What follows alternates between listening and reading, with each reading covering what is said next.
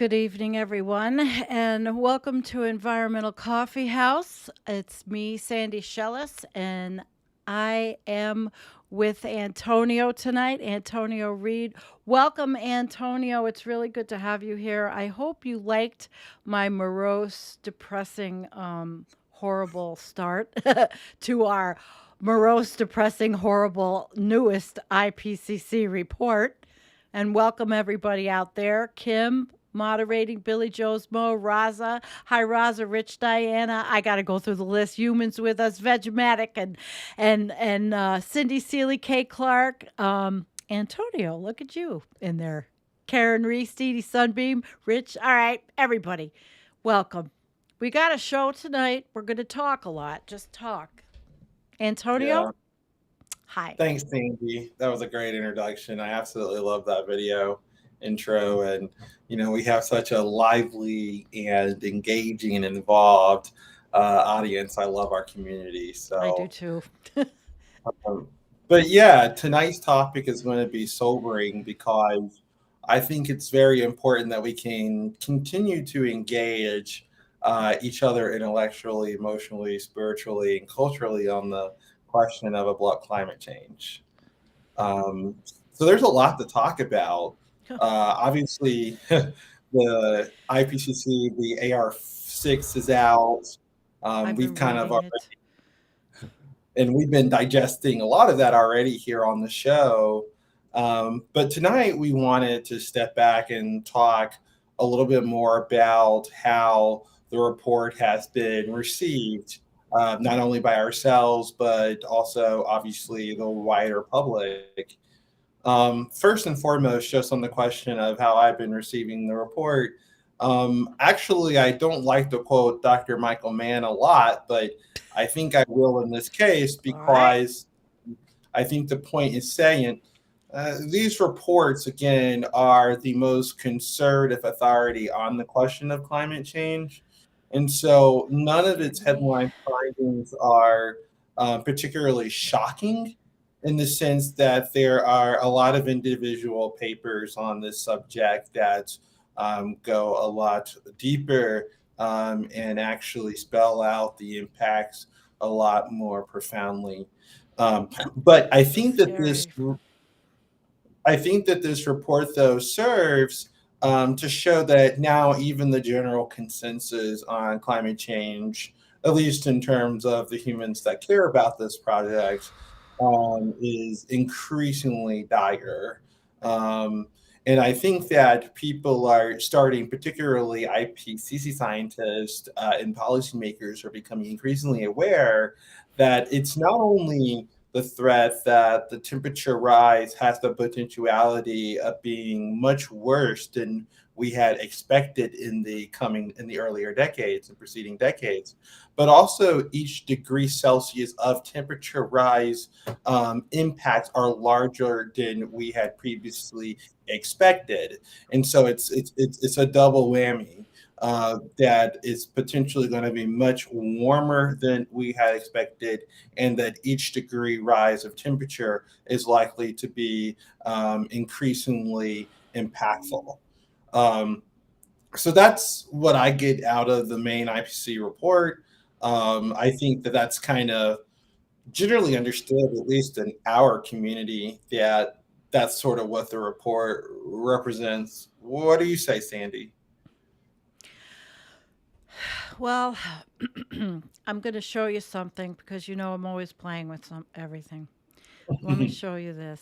I tweeted this today because I've been reading the report and I took a little part of it and said emissions reductions in CO2 from fossil fuels and industrial processes due to improvements in energy intensity of GDP and carbon intensity of energy have been less than emissions increases from rising global activity levels in industry, energy supply, transport, agriculture, and build.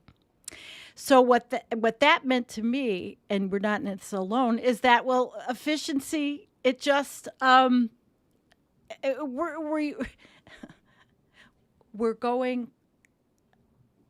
We're not doing well with emissions at all, at all. Yeah.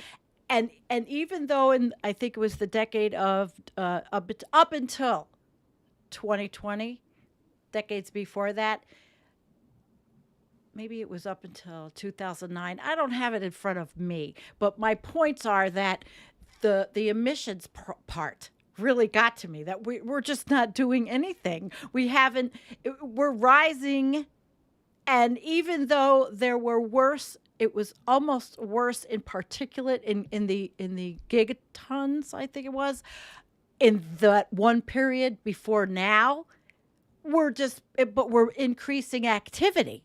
So even though then, when we were polluting with all kinds of shit coming out of the smokestacks, all right, so I'm not so articulate, but I'm trying to get it where, anybody can understand what I'm saying. We're not doing a good job.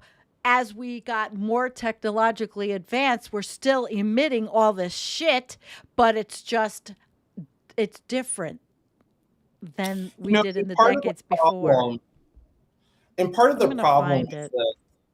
is that, I like to look at China because it developed so quickly in the modern age, so within one Yeah, human lifetime. right. And I remember growing up in China. elementary school, and we would get images of Ugh. China, and the streets of Shanghai were jammed with bicycles. Yes. And we used Yes. to look, and I remember we used to look at amazement. Oh my God, look how many people are on bicycles in China. And I think about that today, and those bikes have been replaced with cars. Cars. And one of the things that we often talk about in the energy transition is the fact that China is leading in the development of electric vehicles and battery development technology. But yet its emissions in its transportation sector continue to increase. And that is because the overall share of vehicles on the road that are Right. gas are immense and continue to grow, even though the share of electric vehicles within China is also growing. So you might have a situation in China where we'll say there's 500 million vehicles, and of that 500 million, you might have something like 8 to 10 million that are electric.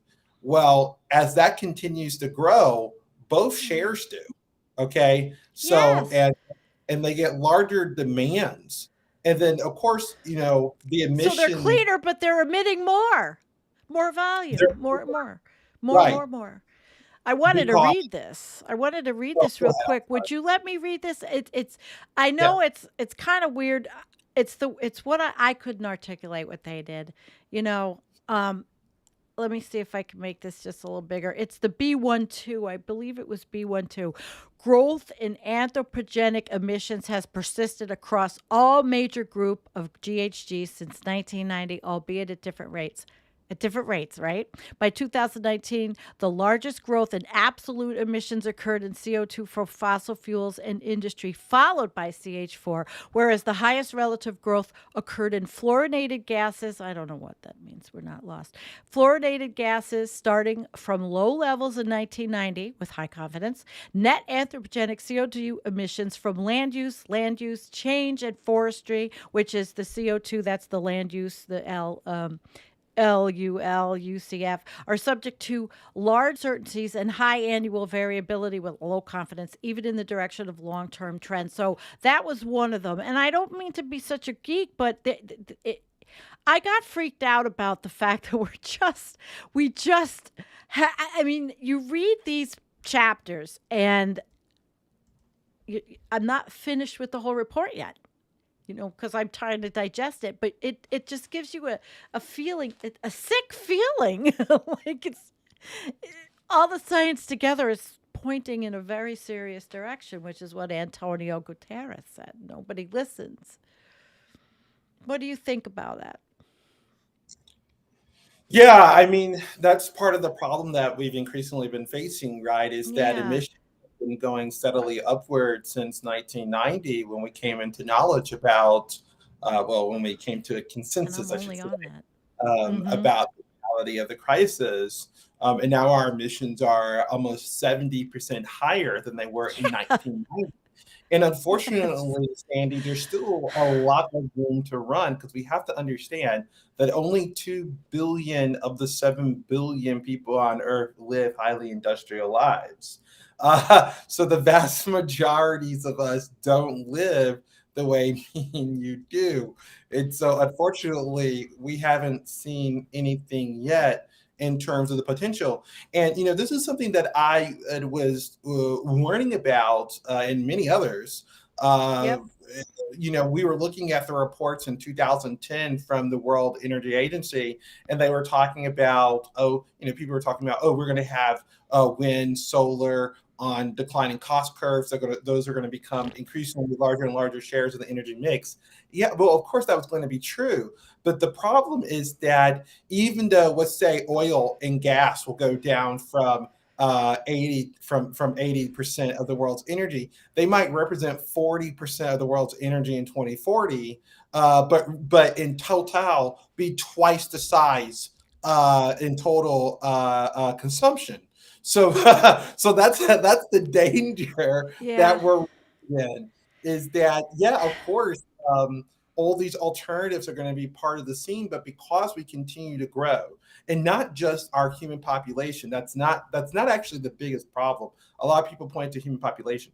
It's I say it, population. but it really isn't. I mean, I've said it, but when you Well, think about it, it is a problem, but you have to understand populations interact with the environment very differently. Okay, so populations that are, starving to death, that really can't support themselves, poor peoples, they do have an impact on the environment. It's very marginal. Okay, it's when you industrialize these well, populations, yeah. they change their diets, they change their transportation styles, they change their living styles, all of this. So that's the problem. I mean, if we all lived the way that someone perhaps did in the Congo right now, we wouldn't be in the middle of a climate crisis. We might be facing other ecological Those crises, and we people most certainly would be, in the but we wouldn't be in a countries, climate. they're starving. I mean, they're animals, there's droughts. It's like we're not tipped yet. It hasn't hit the Western world as bad as it's hitting people that don't emit. It's the rich, it's the wealthy, they're driving us. That my whole thing is like the I don't see a political way out of this. I want to, but we are so entrenched in our, and I say kakistocracies because we are led by stupid people. I mean, look at what's happening right now. I like, and I know you don't want to get political, but I think it's important. A little Um, I bit because I'm sick of everything. I like Representative Rokana, and he's a very progressive person, but he was taking the task on this question of, look at what's happening right now. You have Joe Manchin, who's at the head of the Energy Committee, and he's supposed to be Yeah, leading the committee that's I mean, transitioning on this. And he makes oh most of his no. profits from a coal mine, Yeah, from a furnace. So, fucked I up is mean, that? and right now he's stifling even the crumbs on climate, and what the progressives unfortunately are offering are crumbs on the climate. Even that is being thrown to the wayside. And so it doesn't leave a lot of room for optimism in the present. And so I And you're think so people young. I think what people have to increasingly, and this is what I've done, is prepare for kind of an all hands on deck, kind of all out scenario, where essentially what's going to happen is that the climate crisis, and I don't believe in this fantastic end of the world Hollywood type fashion. I really, really do think this is going to be like a Schindler's List sort of ordeal. I really think it's going to be drug Drew. out. I really think it's going to be horrific nightmare scenario for a much longer time than people Oh, possibly hope to intend. And that's usually how these events fold out, right? People, we look back at World War II today, and we go like, oh, well, it roughly started in 41 and then ended in 45. And, that's only a 4-year period. No, but those 4 years when you're going through that, is every single minute for 4 years. Okay. What's that going to be the next 40 years? And this is I really do believe that, and that's why I think it's hard to take this in, because the type of climate change that we're going to be talking about for us in our human way of categorizing time periods is going to be like an era. There's going to be an era of what I call the twilight zone, which we're kind of in. That's where things are mostly normal, but they're increasingly getting weird. We can certainly kind of ignore it, but the kind of sounds and alarms are increasing in the background. And that's what we're going to talk a little bit today in the show, Yeah. is dealing with The this people that twilight are zone. screaming. Peter Kalmus and so many people are screaming about everything. I guess I'm in a panic. That's why I wanted to do a And show. then, and then there's the next era that will, I think, get in kind of post 2030. Hmm. And that's going to be the era of consequences, where it's going to Yeah. be impossible to ignore climate change. Now, are people going to be full of hopium? Oh, yes, you're going to see complete departure from reality as people actually with reality, but they're going to Oh depart. my God. I mean, we really are talking about, I went to school to study Like cultural this? Marxism. Oh, I do Well, this with Jennifer. you're going to You have see to put that, up with me. particularly when it comes to the technology. I think about the book of Exodus, when Egypt was challenged. If you think about that as an allegory for climate change, but when Egypt Yeah. was challenged with the plagues, they responded with the magicians, that were supposed to explain and show that they also could have this type of power. And that's the sort of thing that we're going to engage with, but on a real planetary Who are the biblical scale. magicians now? Who Well, are they? the industrial civilizationist, right? The people And who the will be oligarchs are the kings and queens, and we're the serfs and the little people that serve at their pleasure. right. And of course, the impacts of climate change are going to be increasingly real. And I'll say this. So, David Sirota, who's one of the Yeah. writers there on Don't Look Up, was at the Oscars. And, of course, we keep on going through. I don't even think the scary thing about Don't Look Up for me was the fact that I know it was trying to press the issue, and that's what comedy does, is it Yeah. exaggerates. But Yeah. I really failed to see the exaggeration. I don't think that Merrill was more outrageous or ridiculous of a president that Donald Trump actually was. I don't think Right. there. So it was really strange, and even the social media presence. I think on par, it was really hard to see how Don't Look Up wasn't just simply a documentary. But this was one of those moments here at the Oscars, right? Because It Don't Look Up was. nominated for several Oscars. And so presumably that means that the audience is aware of the allegory of the real life warning that's embedded in the message in the story. And yet the message of that never comes up. Instead, the big takeaway that everybody gets from the Oscars is when Will Smith humiliates himself, and smacks Chris Rock. And so I, that becomes the huge takeaway shit, from I the wish I had a Oscars. slap. I don't have a Instead, slap. instead of using that moment to help steer the narrative on the crisis Uh, that is likely going to end our right. civilization. We lost the moment. You're right. But that's the thing about humans in this industrial commercialized age, is that the moment keeps on coming up. I mean, we just it's just swinging a miss every It single just, yeah. Well, I time. say it goes like this. The moment comes up and it gets kicked down the road, baby. you know, uh, George Bush, I remember when George Bush said that the jury was still out on climate change. And this was back in like 2003. And I'm thinking, what? Savant Arrhenius made the link between carbon dioxide and global warming back in 1897. Yes. So the fact that the jury's still out in 2003, according to the Republican president of the United States, really Oh my shows God. that it's scary, because it shows in a real sense Yeah. that there is some type of cultural derangement that is occurring. Why is it that we are at a time where we are Like more that. civilized, that we are more Culture. technologically advanced, that we are have more information at our disposal, and yet there is less truth available? God, we're covering everything.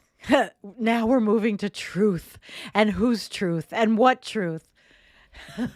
Oh my Right. Well, gosh, that's the it's question of don't look overwhelming. up.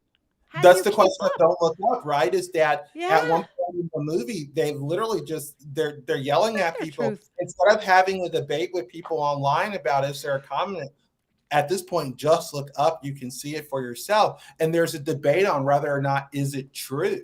Oh And my that's God. what's happening in our society at all types of levels. It's not just a question of is climate change true. It's a question of are our economies really limited to finite growth?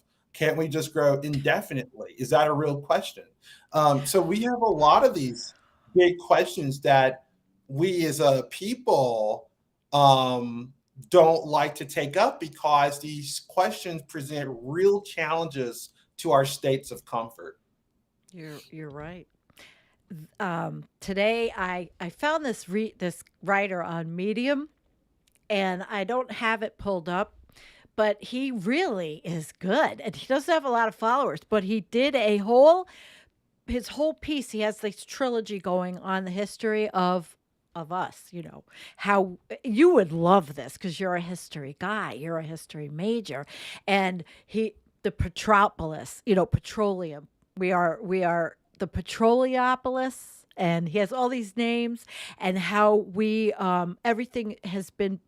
He goes through the history of when we found oil, and his writing is amazing. I'm going to turn you on to him. If I can find him, I'll pull him up.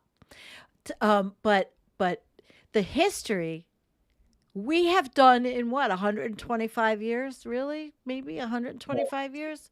250. 250. All Roughly, right, I'll give yeah, you I'll it give you roughly that 17. It roughly starts 1750, and that's what's I'm very gonna find interesting him. about this story is Yeah. that it's very short. Yeah. You know, our human civilization is about 10,000 years old, but we don't begin industrializing until about 1750.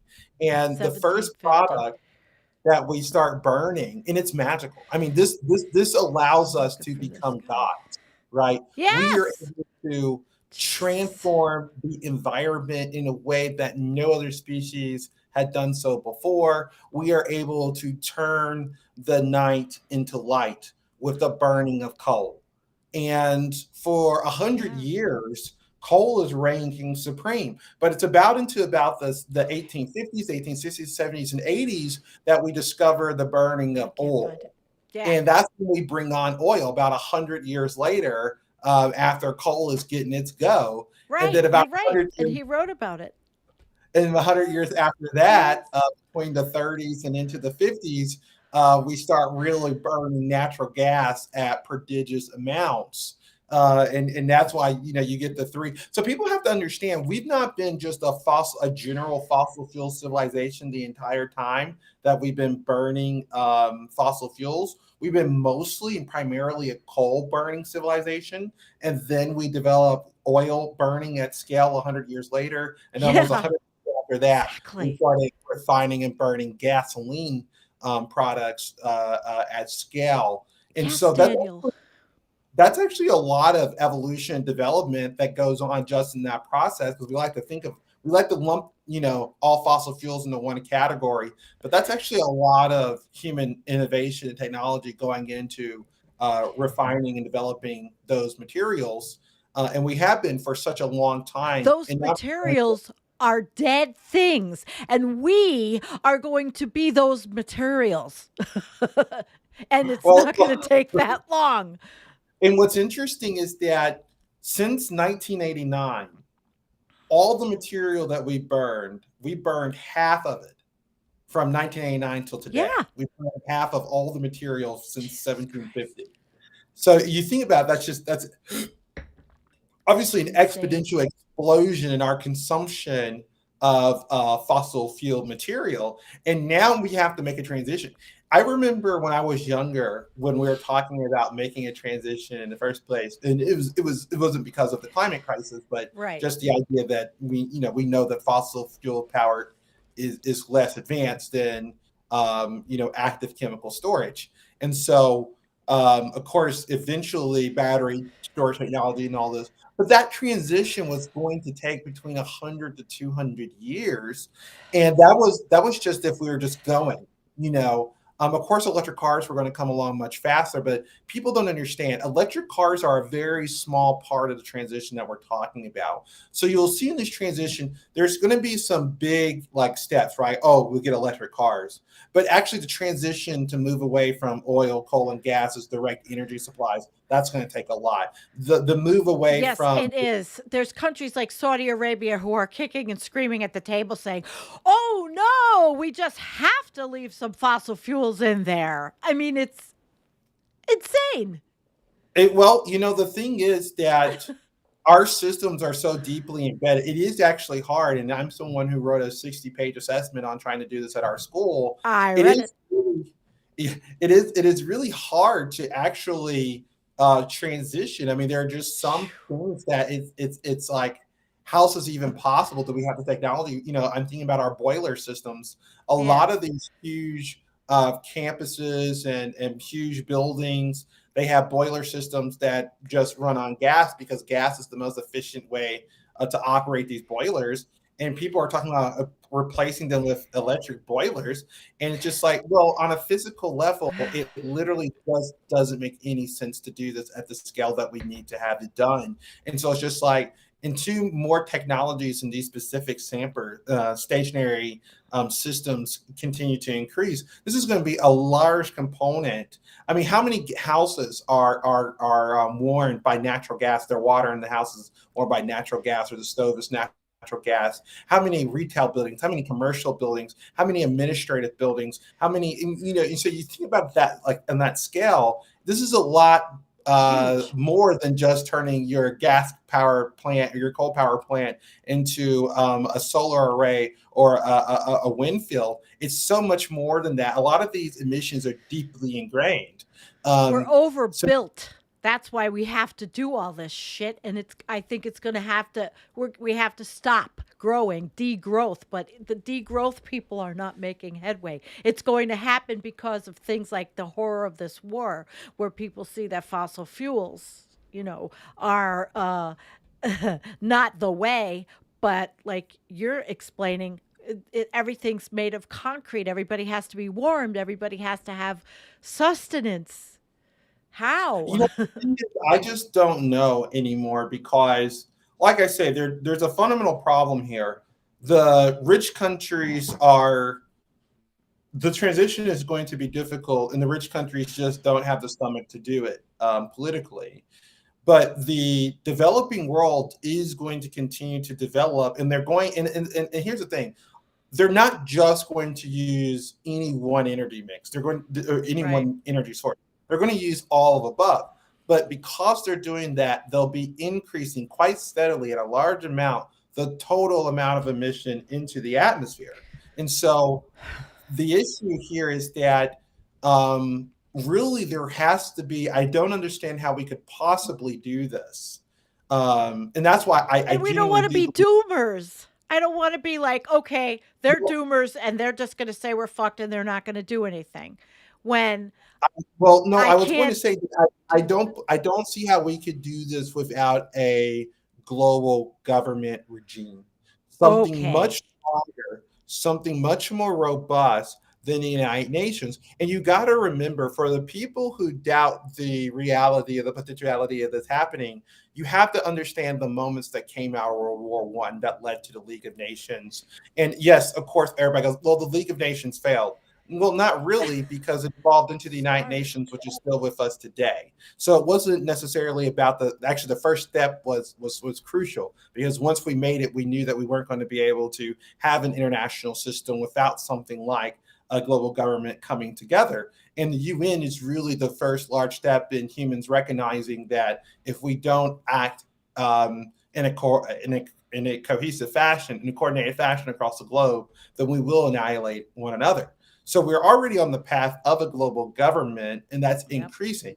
We're Yeah, starting to see. but that is as that increases, and I don't mean to interrupt you, but as that increases, the extreme paranoia of human beings increases exponentially with it, We and saw it rise people are at it. nuts.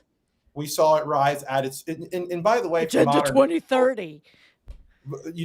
I will Sorry. say that for modern peoples, this moment might seem particularly scary, but I recall that during the last moment like this, it was not just Germany and Italy, it was Japan, it Right. was Spain, it was Right. Brazil. Okay. The whole world was engulfing conflict at a much worse level than you can imagine. We don't talk about Imperial Japan's venture into Indochina, into Manchuria, into Indonesia, and the bodies that they left stacked up there. I mean, really, the world is written in blood. I mean, these people who I think want to be, let's say, massaged by doomerism. I think that there is a hope that doomerism is going to ensue, and it's going to be this grand wipeout. But really, It's it's not going going to to be happen. an awesome struggle between Like you said people. before. People are going to, but not only people on an individual level, people at a Yep. collective level, people at national levels, people at corporate levels, people at communal levels are going to respond to the different crises as it hits them.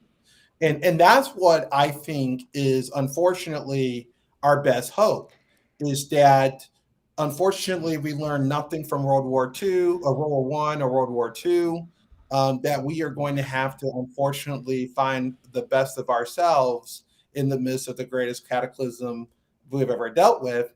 And then the likelihood is, because it's such a physical problem, it's not just like a war, is that even if we do find the best of ourselves, that won't be nearly enough to rise to the occasion. So that's where we pinned ourselves. I think that whatever way you want to fall on that, that even if we rise to the best of ourselves, maybe some of us will survive in all of that. Maybe none of us will all survive in all of that. But I think that's really what's going to happen, is that we're going to continue to play around with this. It's going to get increasingly worse, and then it's going to threaten us in a very visceral sense. We're going to then have an all-out response, and that all-out response could be the sort of what I call a sort of climate fascism state that ensues the world, where countries become extremely nationalistic, and it's basically every man for himself.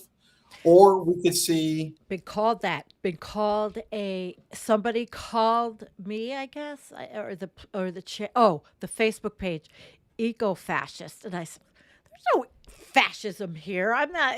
We're not." I was really pissed. I banned the guy and all this, but in order to make the changes, who- it's going to have to be another, again, feudal system. When I say, and I do want to distinguish between, and I'm kind of making up a term, climate fascist from eco fascist. I'm saying Yeah, that in the sense that yeah. when I say climate fascist, I just mean that the international system breaks down. And so all countries as a result become instantly hostile to open borders, hostile to immigrants. They become Oh, opposite military. of what we Yeah. need to do.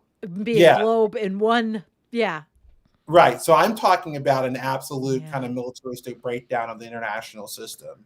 And then Oh, the other response that I think is equally likely, though, is that as countries increasingly get scared, particularly the leaders of those countries, so here in the US, it's our oligarchs, there's a kind of, let's say, shell shock moment where they began to employ an all of above approach to reduce impacts as much as possible. So that's going to be, of course, reducing emissions. It's going to be geoengineering and a lot of other things.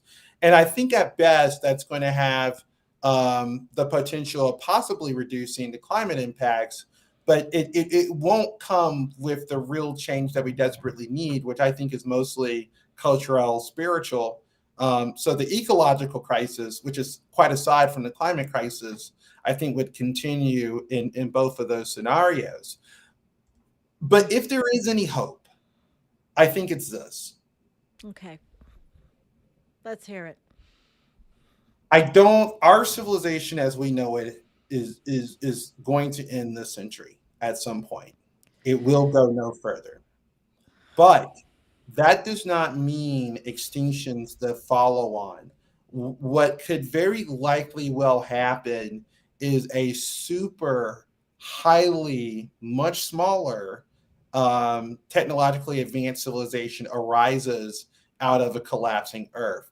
Now, will they survive the continual collapse? Because remember, the biosphere is going to be collapsing for millennia. It is not, we are going to, at this rate, we are going to disappear way before the biosphere does. So, Oh, so is yeah. there a chance that a highly, much smaller, maybe tens of millions, maybe only 100 million at most, human beings kind of live in a very, very high tech kind of future civilization as our biosphere continues to decline? But That the heat that's coming, that's happening, the heat and the Well, I'm extreme saying they could, with the live civilization, they could underground. continue to reflect enough sunlight where it's moderated, where the actual global warming is not the problem. But So, like I say, the biosphere itself will continue to collapse because we also have to understand this. yeah. We are not just in a climate crisis. The climate crisis is very new in terms of what we are doing. The Anthropocene is characterized by three things. It is our nuclear age, the climate crisis, but then our overall geological impact on the planet. So all the other things that we do that, yes, in some part contribute to the climate crisis, but we're doing a lot more than that, right? So Yeah. a lot of the habitat destruction that's been going on planet Earth has nothing to do with the climate crisis.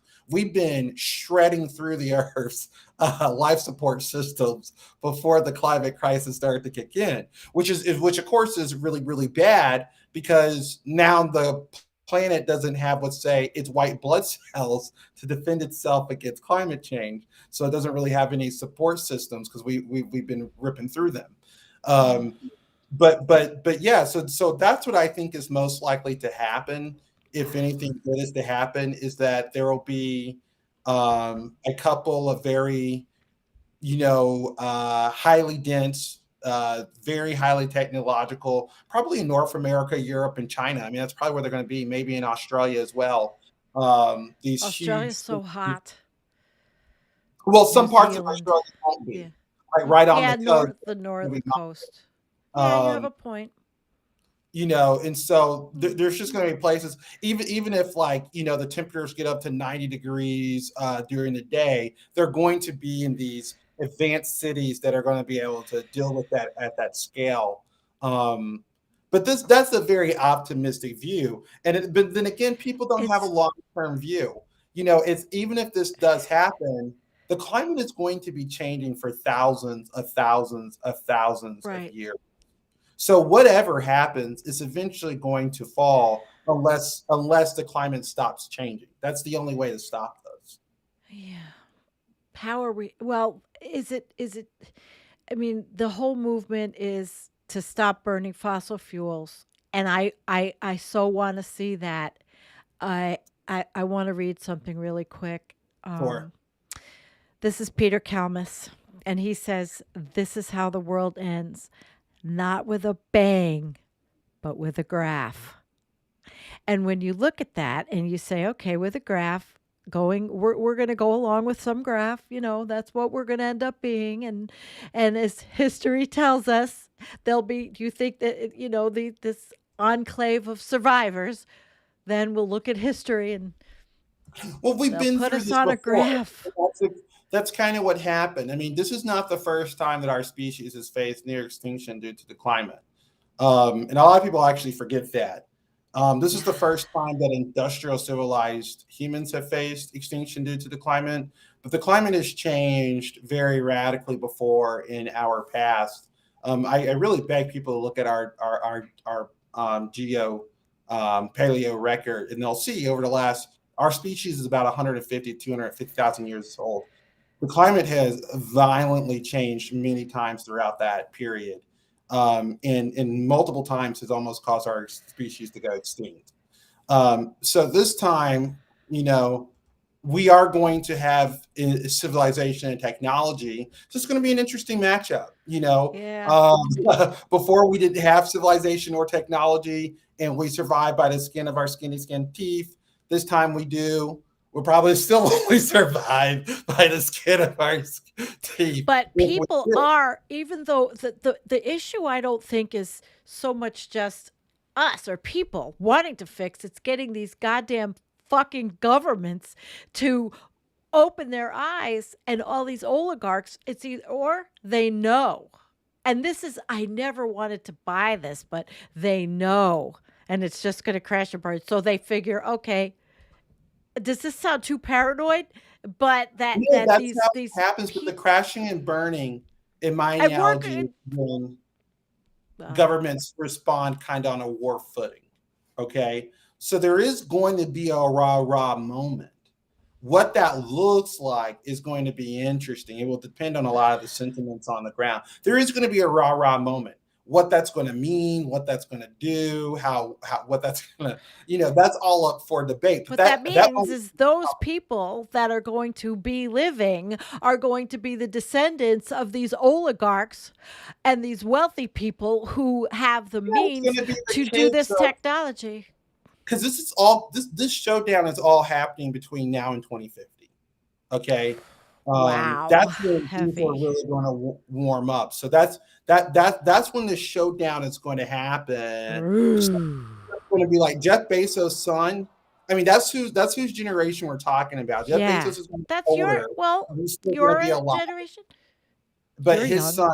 his son is about my age. So Okay. his son is going to be maybe taking over the empire, but Jeff is still going to be alive. Okay. Jeff knows that, for example, and I think Elon knows this as well, because these guys are actually both smarter than me, is that it's literally impossible for humans to live anywhere but Earth. I don't know if people know this, but the only reason why humans are in the universe at all is because they specifically evolved to specific conditions on a specific planet one Yeah. time. So there's literally no other conditions like this as far as we know. There's no ability. Like, people don't understand. You can't live on Mars for longer than a year because of a number of different things. For example, the But we're gravity. going to be Mars. We're going to be Venus. Well, I mean, again, even Earth, we can't even live on, and that's another thing. People are talking about, oh, we're going to live on Mars. It's like, how can we live on Mars when if we slightly can change our conditions on Earth, it leads to a climate catastrophe which we can't survive? So the idea that we can live on a place that has completely and utterly different conditions, even when it comes down to the gravity, is just completely Yeah. ridiculous. I tell Yeah. people, if you think you're going to live on Mars, you're literally going to die of a heart attack in over a year. That like literally, if nothing else happens, your heart's going to give out because of the low microgravity environment. Um, you know, the idea Oh, that, and the billionaires know this. So eventually, there's going to be, like I say, a rah rah moment, but of course, it's going to come much too late. Um, where we realize that climate change is threatening us almost like a knife at our neck. Yes, there's going to be a visceral response, a human response, a large scale response. That response will probably continue to degrade the environment even more. Um, Although it might have the ability to reduce global average temperatures for maybe a temporary time. And I think that's likely what's going to happen. And I think if that happens, we could run this civilization to the end of the century. But after that, we would run out of geoengineering tricks. And if we didn't get yes. the That's CO2 down, another thing. Solar radiation, it's all going to come into play, I think. I think that Frank Rotering is right. I've had him as a guest. He was also the guy that interviewed William Catton, and he's going to be a guest again because he's going to talk about, he's saying, that fail safe, they're going to do it. People are going to yeah, do you know these what? And I think that projects. 2 degrees for our audience, I think that 2 degrees is going to represent when this starts going down. Because that's when I think that things will get scary enough, generally for everybody on the planet, at 2 degrees, that at least the people who have the ability to call shots will start calling them. Um, But yeah, so that's kind of what we're looking at. We're looking at a. I love how people call this optimistic, but I mean, in some ways it is, right. In some ways, it's very optimistic to think that geoengineering will effectively reduce global warming enough to keep us going for 20 to 30 more years. But I do think that that's not too optimistic. I think that's actually fairly within the realm of Yeah, possibility. I do. But I do. it doesn't do anything necessarily to stop. When we do this geoengineering, we're not going to stop cutting down the Amazon. We're not going to stop hyper urbanization. We're not going to stop the desertification that's happening. A lot of that's still And going to they continue to talked happen. a lot about the Amazon in the report, and that we are just it's done. We've reversed its role. But You know what, Sandy? Am I one thing able to real share? Am I able te- to share my screen for a second? there is a way. I've never done it with a guest. If you all give me a second, because you all know that I'm trying to be this on the way There's a out, button I'm on going here to. that says screen share for me. If I Okay, click that, will it work? Click it. Let's see what happens.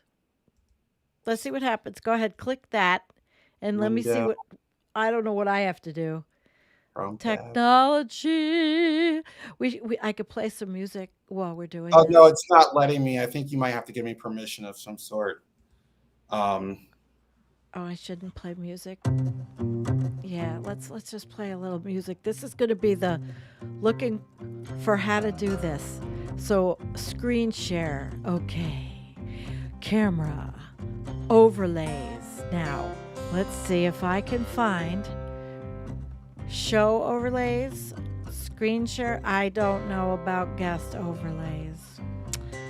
I have to learn how to do it. I don't think yeah, there's I thought we anything. tried it before one time, but We maybe did we. guest overlay. I don't know where to look for it in the. Let It me was see. a while Source, ago, so you needed scene, to. guest overlay. Yeah, I know. There's always that. This is our intermission. Everybody out there's having fun in the chat. Okay, I'm looking at. I don't think they can see my stuff. I'm looking at overlays. It would be a screen share, but it does. I don't know where it says guest. All right, guys. Well, You know what? I will can I tell look people for this. it? Can I look for it Yeah, I'll online say this while you look for it. or send it I to want me? to tell. I want to tell our guests this. Um, I think this idea that we're going to have some abrupt end of the world scenario is just pure fantasy. Unless it dissolves into nuclear war, there is no climate change scenario that's going to end human life in anywhere between 2 to 5 years if A or B or C happen. Did And you send me I'm the in. link? Sorry. Send me the link. Are you talking to me? Yeah, send me the link. I'll put what you wanted up if you Oh, send me I the was link just to going to it. go to Google Maps and just look around at some of our land use patterns. Oh, really? Well, you talk. I'll play with Google Maps. How's that? And I'll see if I can do it. Yeah, just actually play around in North Carolina because I think that's just like a genuinely good place to talk about how the U.S. Uses land. Okay. Or All Atlanta, right. Georgia. That's maybe even a better Where one. my daughter's moving next week. Yeah, let's do Atlanta. That's a better one. All right, Google Maps. So I think even with a BOE, a blue ocean event, I don't understand what people are talking about in terms of that can end the world in like 2 years or 3 years or It's. 5 years. I don't subscribe to that. I think we're gonna have a Yeah, nice I free don't think that Arctic in people the understand summer. how physics works or how thermal inversion. That just doesn't make any sense. I mean, I get the general idea that okay, 2045. Yeah, if a BOE event happened today Yeah. and we saw a massive methane burp, yes, I do believe we would be in the Yeah, big that's gutter. the big in burp up 2045. there. The That would, big that burp. would. Okay, I got it up. Can you do a We satellite view so people can actually see what the ground looks like? All right. How do I do that? Let's see. We're in Atlanta and it's asking me for restaurants. But how do I do a satellite view? I'm there. Oh, here, wait. Train, Oh, there we go. is it terrain or satellite? Here we it was. There we go. Is that what you're looking Yeah, for? yeah, and it All just right. zoomed in. Can we get the whole screen? Yeah, I'm gonna close And this. I'll just finish my statement on that right before we get into this. Yeah, But see, we could do anything on this channel. So actually, I get an applause for that. Yeah.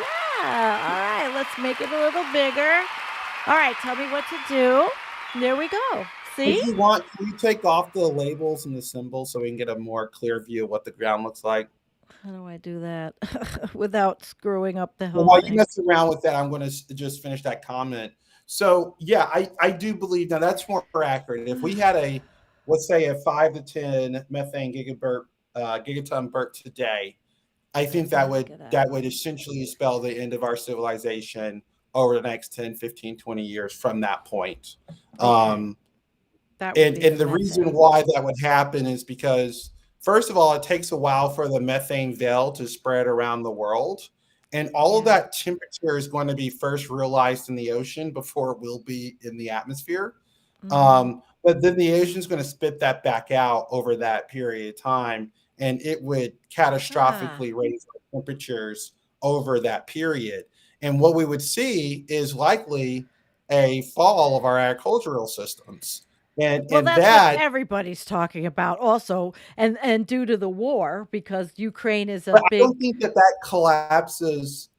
I think that collapses I mean, the United States, European countries, and Russia, China would not immediately collapse from that. I mean, we would probably see No.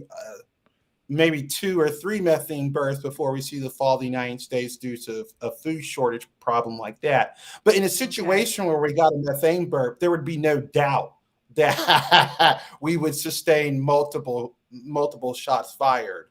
It wouldn't be just a one-time thing, and we'd be so lucky. It would probably increasingly happen as the world continued to warm.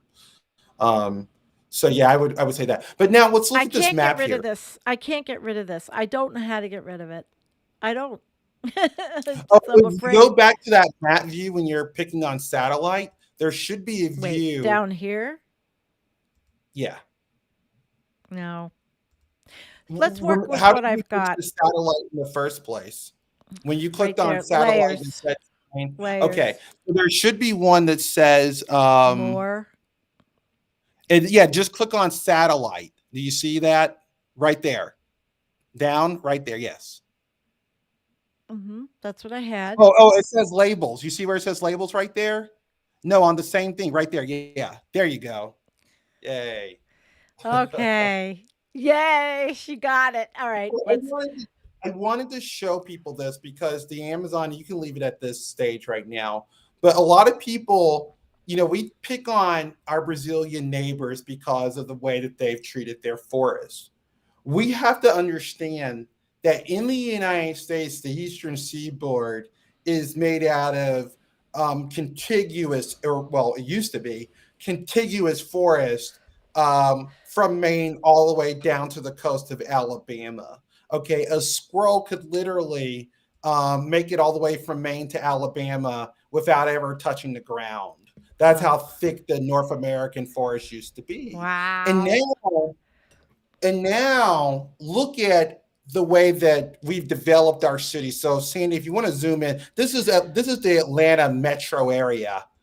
My daughter, And I wish I had her address. We could pull up where she's moving. Okay, And so as look you at can it. see, so right in the heart of the city of Atlanta, this is the downtown area. Look at the This is roads. where most of the concrete and the asphalt is. But look at Yeah. the suburban design. Okay, it still looks green. You can kind of see it. It looks like a checkered or a maze like design in the Yeah, it woods. it kind of looks like a medical test record. That's very interesting. But notice, Andy, as you spread out, look how far the land it goes. There's no untouched land for hundreds of miles in any direction, No. right? Once you get out of the suburbs, you go across the land and it's crisscrossed and rippled with different farm and patches and different plots of lands, and there's no pristine group of forest anywhere on the North American continent. Yeah, not And even look where how I far live. away you had to get from Georgia to get out of those suburbs. There's the Um, forest. look, look how those trees are planted. Those are all planted by humans. You After can they tell took that them, how great they are. they put them back. After they took them, they put them back. Look at that. That's a pretty good idea. I'm glad we did this. Well, that just shows you, though, about the impact that humans have on the land. I mean, to me, when I used to do this, it made me cry because I saw that, you know, as a species, we have no respect for the other life forms here. Oh, We don't hell no. consider we don't consider their space at all when we live and we develop our civilization. We just go about and use the land as we do. And Sandy, if you can get back to the Atlanta proper just for us, I want to ask our audience, you know, Okay. Yeah, when they're you into when you this. when Absolutely. you're looking at the sprawl, look at this. Just look at this. When you're looking at this Jesus. sprawling Atlanta, does it look like Just electric cars is the answer here? Yeah, Oh, I'm I sorry. like to ask Oh people my that. God. Oh, you're Does it look right. like solar panels or wind tire? In fact, I think there's some solar panels down there. You know, it's just This is isn't. amazing. Look at this shit. Look how you could I haven't looked at Google Maps in a long time. Wow. How are we going to change all these heating systems? And the And thing how are about, we and oh, I roofing love this view because you're going across and you're seeing that the suburbia? majority of human civilization, particularly in the Western development, Yeah. is just these thin cardboard houses that Yep. consume Like immense mine. amount of energy to keep these Well, no. spaces warm, made out of this, very thin sheetrock. And so it's a total waste of resources, right? We Everything. blow through our forest, replace them with these cardboard houses that we have to keep warm, Oh which my. requires a lot of energy. And Yeah. look at the size of the parking lot. Yeah, they're Well, horrible. Everything. The concrete and we just keep building. Listen, what I'm going through right here is I'm in a little activist mode with the governor of New York and the fact that the stupid they want to give away the farm and tax money to build a new Buffalo Bills stadium. And she's supposed to be the green governor and what the hell is that for? And they're giving the biggest frackers in the state that go over to Pennsylvania and destroy Pennsylvania. They're giving them like almost $1 billion, 800 and something million. Yeah, to build this stadium when the Pagulas have $5.4 billion net worth, or they have it. They can liquefy and build their own fucking stadium for their team. And people are all over and this is arguing about this on Twitter. It's insane how stupid people are.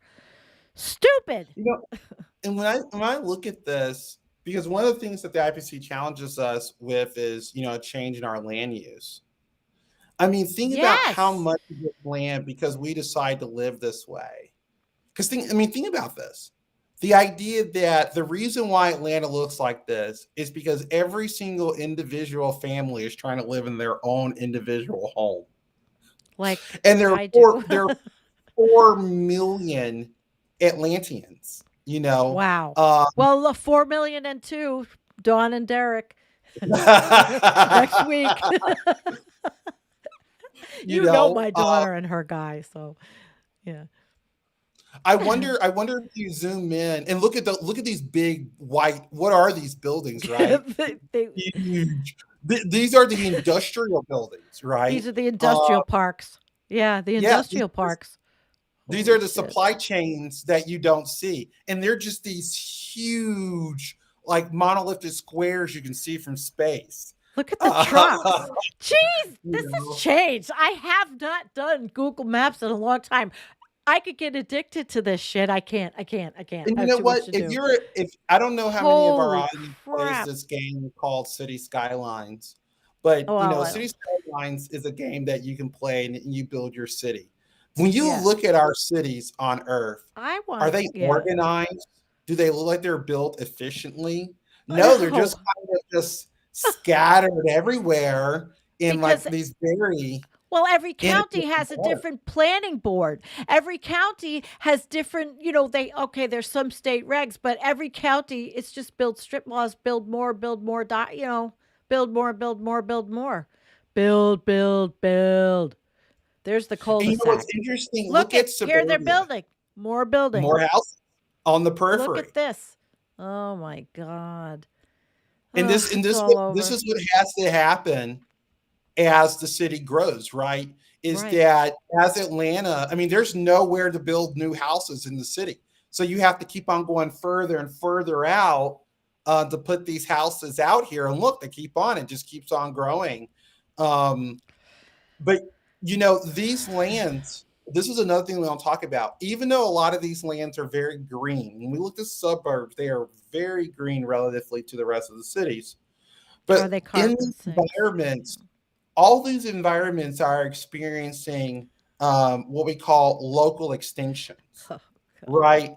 Um, Many flora and fauna of all kinds are Yes, dying at I know. scale when we do this. And so just because it looks green doesn't mean that it's good. Right. Um, um, Right. and you can see across the United States, look how checkered the land is. I mean, this is our civilization, what it's done to the North American Oh my forest. God.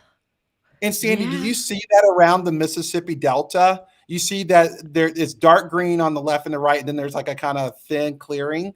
That's because we cut out all, yeah, right here. You can see it's kind of thin, or lighter green. No, on the other side.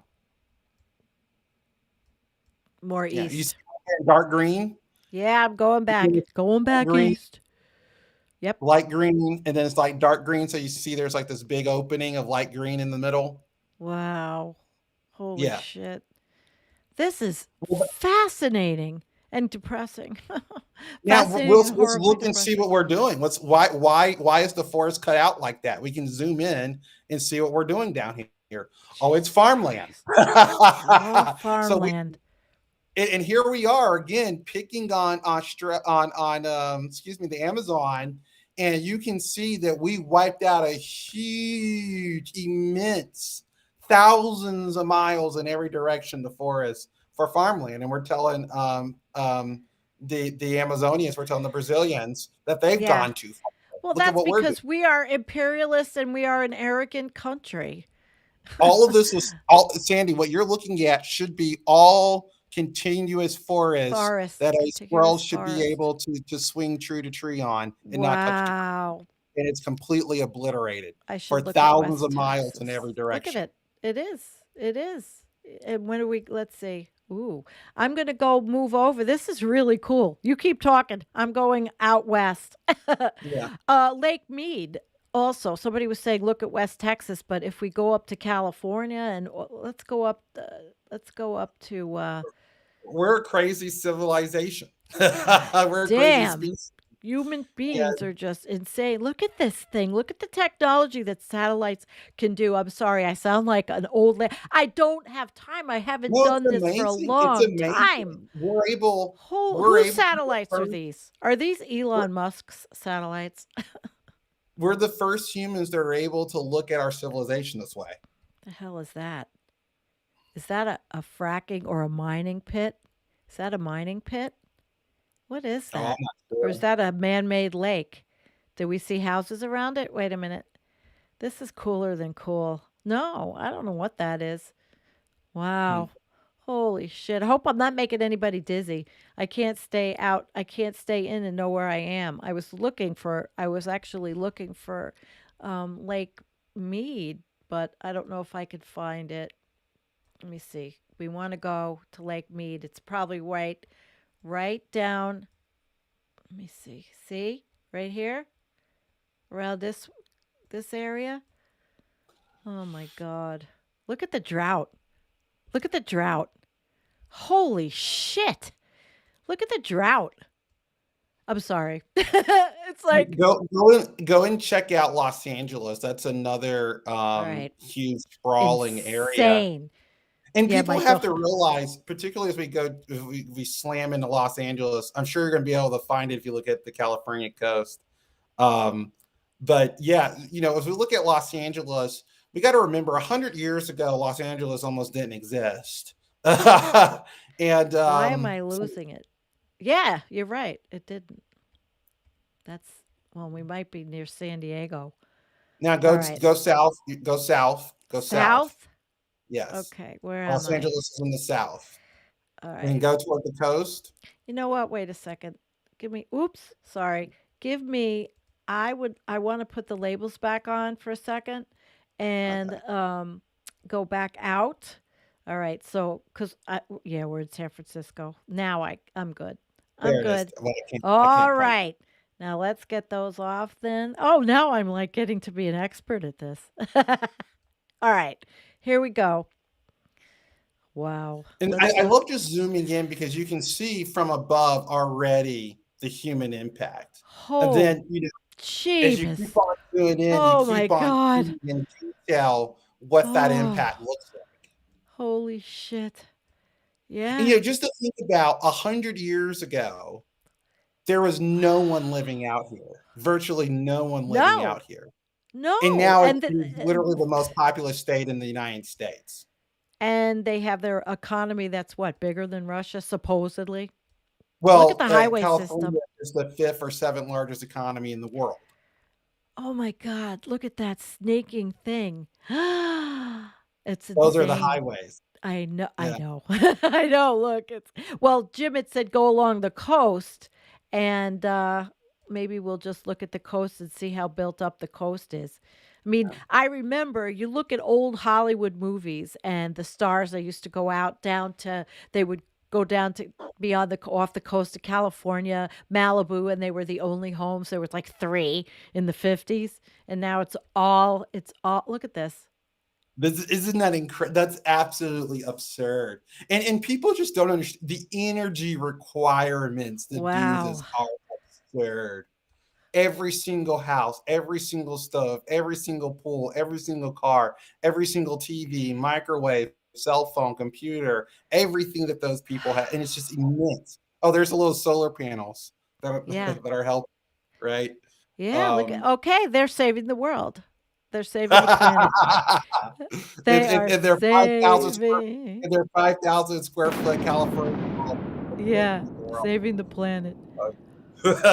Oh my god. I'm just going on and on. I don't know where I am, but this is it's craziness. You're right. Look at there's the beach. Wow. And This there's is where literally no natural land anywhere in sight. There's no. no natural land. It has literally been all paved, manicured, or built. Yeah. That's incredible. Yep. Well, You know, and they hire everybody to come up from south of the border to do their oh look, there's a beach. Beach parking. Oh lord. Wow. Wowie wow. I wanted to make one comment to Void. He was talking about a tree planting project in Kenya and it's fascinating. Those are the kinds of things. Can you imagine what do you do with all these people to plant trees in this? Wow. well, first of all, we have to understand that that's not, I mean, this is a desert environment. Well, I don't even Right. know what environment. I mean, you're looking at this, it almost looks like No. No, a computer California's chip. not desert. It's getting to be, Well, but it's no, not it some does look parts like of, does it look like it does look like LA chips. County is in the desert. Okay, so Um, LA went into the desert, but as you go up more then you get I mean, not all of California. Remember, California is a no. massive, Yeah, you know. look. We go up here. There's some green in It's the it's mountains. it's Some just green in the mountains. incredible that, when we look at this, Sandy, gray gray is not a natural color on Earth that's really found as a geographical feature, and there's so much because of our cities. So Mm, it's just this mm, this, mm. this incredible look, you know. Yeah, These guys' house there is we are. absolutely gorgeous on the hillside here. Phew. Look at this. Yeah, I feel like I'm on HGTV. And you too can have your $5 million home. These are the $5 million homes. The $100 million homes are up in the mountains. There's the biggest house on the planet, I think, is outside of LA. It's like $129 million. It's grotesque. I mean, it's like just it's like grotesque. Of course, I got my eyes glued to grotesque and I watched the show. It was a real estate show. Anything else you want to look at, guys? Let me see. What's the chat saying? Where would you like me to go? Anybody want me to go somewhere? Look at this. You know what? Let me also say, our land pattern use, particularly in the United States, is enabled by our fossil fuel powered way of life, our automobiles. When automobiles become autonomous, I think we're going to see an explosion of the sprawling landscape. I think sprawl is going to explode as we go toward autonomous Yes. vehicles. So get used to seeing more of what we just Hi, saw, Daniel. folks. I want to It's welcome a coming. new person. Daniel from New Zealand. He talks about New Zealand. He said it's a huge amount of energy to power out the homes, but solar can do a lot in temperate climates. Planting trees in cities with rain to shade roads can help a little. So maybe some of these little things, we're going to do them anyway, and they're great things to do. Everything that's positive for the environment, no matter how fucked we are, sorry guys, is good. What is all this? Yeah, I think in large part, I mean, suburbanite, I mean, part of this transition is accepting that there can't be the suburban culture that we've gotten used to at the scale that we see it. It's just not possible to continue this. There is no, you cannot, No. that's why I love that we just saw those solar panels on those homes. Right. It's You cannot crazy. seriously contend with the climate crisis or the ecological crisis and then continue to live and develop that way. And that really, really puts a lot of Americans at odds because we think that we can just This have is where electric I cars. live. Yeah, this is where I live. Yeah, it's farm. Pretty cool. It's farm and a lot of trees, but the trees are skinny. They're not like they used to be, and the people go in and they clear them out because I mean, I had a tornado, so I had at least 3 years of firewood that I warmed my house with, but this looks a little different than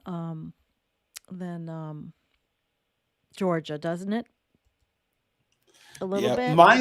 mine is like a mix between yours and Georgia. Where you live, yeah? Let's Yeah, see if I can find you got a the nice little Genesee roll. River. See, your area almost looks romantic compared to It Georgia, is right? it is romantic, and Dawn wants to leave and go to Georgia, but I can't tell my daughter not to do something. You know, she it is nice. It is nice. Oh, I but am where the hell am I? Oh, look, there's a town called Petrolia. wow, Petrolia. Oh my. It of is course. nice. Okay, here, let's see. Let's see. Yeah, this is it. This is all over where I am. Oops. We'll go back to the satellite. Not that I'm going to pinpoint so some freak But you can know come what's over and interesting here is that even I'm though armed there's a and lot more dangerous. green, I think the Yeah. thing to take away is look how little the populations are here, but still look at how much of an impact they have on the surrounding land. Hell yeah, it's farm. It's all farm. I mean there's a lot of growing, but Right. all this was trees. And they go back, there's a lot here they're getting ready, whatever, whenever this was taken. It certainly isn't now, but it was all, it's all trees, and then there's And the big people have to highway. understand the patches of woods that are still left, they're no longer functional as ecosystems. So they might look nice and romantic to us, but they're no longer serving their ecological functions. I mean, this Right. would be like taking a cheese grater through your lungs. You Oh my know, god, a cheese grater through your lungs. That's hilarious. That's um, hilarious.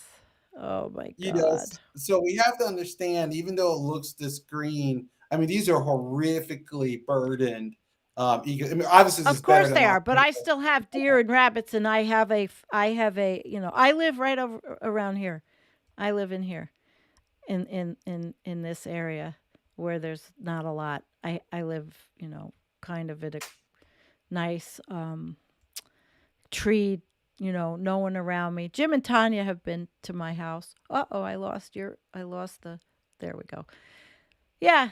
Anybody else want to look and see? That's not my house, but kind of looks, that's all right. So we have been an hour and 18 minutes. Boy, this is when you do stuff like this. Holy crap. Let's see how the chat's doing. What do you say? Are we done with Google Maps? Because I could sit here all night and lose myself. I lost myself. Yeah, the last thing I want to say was just like for our audiences, remembering in your heads how those zoomed out looks of Atlanta compared to Los Angeles. Wow. You saw, Atlanta was this just completely unorganized, just heap, where LA was at least like, I guess, geometric. Yeah. But you can tell the different land patterns. And the way that we develop our cities physically has a lot to do with energy resources, right? It takes a lot more energy per capita to run a city like Atlanta than it does a city like Los Angeles, even though Los Angeles Oh, really? is, yeah, even though Los Angeles, well, I'm talking about per capita, not in total. Even though Los Angeles is 12 million and in Atlanta is 4, but if 12 million people try to live like they do in Atlanta, then they'll be using a lot more resources than the 12 million in Los Angeles. But yeah, I mean, someone made a comment and they're being sarcastic saying lesser population obviously isn't the answer. Well, of course, having a smaller population is the answer. I mean, would be helpful. But also, if those populations are extremely affluent, then you could lose all of those gains in smaller populations. So if you have a smaller population that consumes just completely recklessly, well, then that would defeat the that could nullify the effects of shrinking the population. So it's not just about having a smaller population; it's about having a smaller population that consumes a lot less. So it's two things here. You can play around with this, right? If we only had 1 billion people on the planet, maybe we could consume at the levels that we currently are and not have as many ecological crises as we face. But when we have 2 billion people consuming at this level and we have 8 billion almost in total, no, it can't be done. This has been an interesting show. It wasn't planned, and I did this because I was basically upset from as far as I got in the IPCC report. And it's not like I haven't been before, but I think the urgency of what I'm seeing and how it has evolved and it's getting more urgent as the world gets crazy and all these wars, that this war is basically for ports for oil.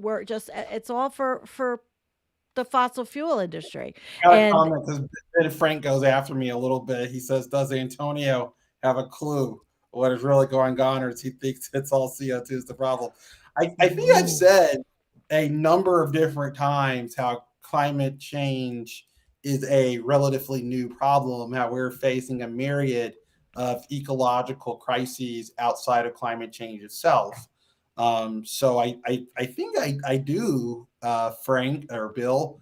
I don't know if you've heard me say that, but I would just continue to let people know. Bill says the IPCC report is crap. Well, you know what? It's some scary crap. And if you think it's worse, I mean, if you can say it's worse. We've critiqued the IPCC many times on this channel, I just but Bill, in before we call totality, it crap, and we're not going to defend the. You're not going to, Bill. You're not going to put us in a position to defend the IPCC, no. but if you're going to call it crap, at least read it first, because it didn't. There's so much in it. He wasn't here in the beginning of the show when we were talking about the different parts and how, it doesn't matter. We haven't done anything at all. We're just growing in a different manner. We're emitting differently, but of course, it's not just all about climate change. It's all about ecocide. And we should absolutely end animal agriculture. And we should absolutely plant trees, and we should Well, and that's absolutely what do we everything showed, to mitigate, even though we're going down with the Titanic, and everybody knows and how that's why doomy I we can be. showed the Google Maps, is because I wanted to give people a very visual image of what our civilization looks like. This is not just about the CO2 we're emitting in the atmosphere. We didn't even mention CO2 actually when we were doing that. This is really about, and one of the first things I said actually leading that little side was that humans are incredibly inconsiderate of all the other life forms on Earth. Yeah. And you can clearly see that in the way that we develop the land. And that honestly brought tears to my eyes, just realizing that we don't give a fuck, if I'm allowed to say that, about all the other How long have life you been forms. with this channel? Um, Honestly, how long? 3, 4 years? 18, 19, 20, 21, going on 4 years. So you can't say the word fuck? We are so fucked.